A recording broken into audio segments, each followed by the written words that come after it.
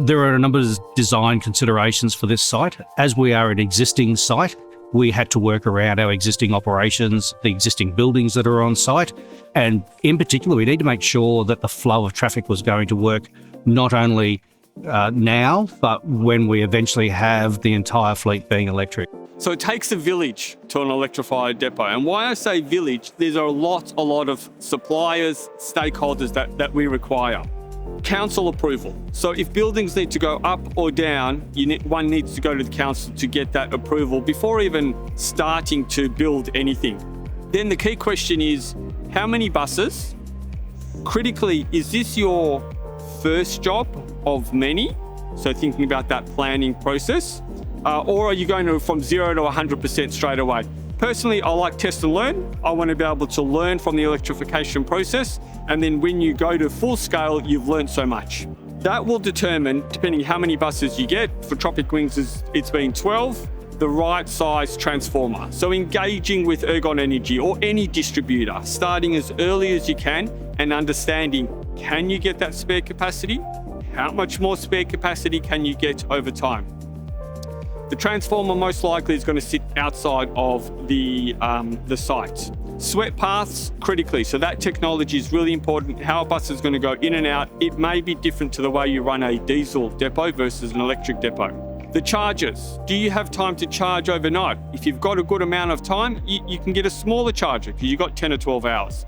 If you need dynamic charging where you may need 1 or 2 hours really quickly, a bit like the charter work for Tropic Wings, you put in those larger chargers. Then that starts to work out the placement of the chargers. Perimeter's best, but you may need to go inside.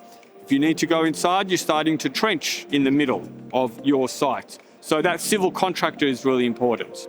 On the chargers, there are probably 10 to 20 different charging manufacturers you need to engage with, understand their characteristics, understand what works for you.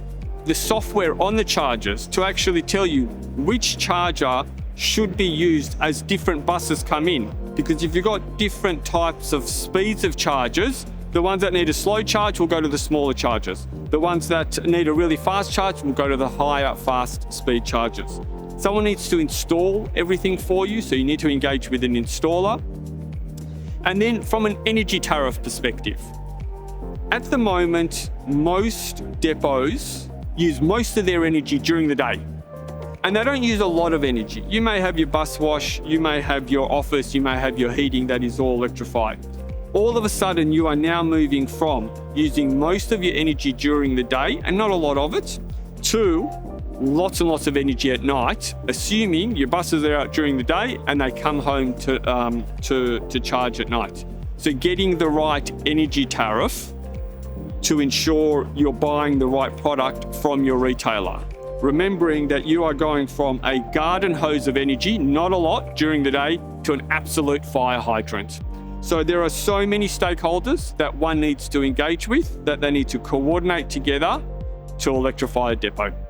EnergyAustralia took the time to understand our business requirements, and they also obviously have an excellent knowledge of the broader industry and how our requirements would be impacted and how to increase the grid capacity into our depot.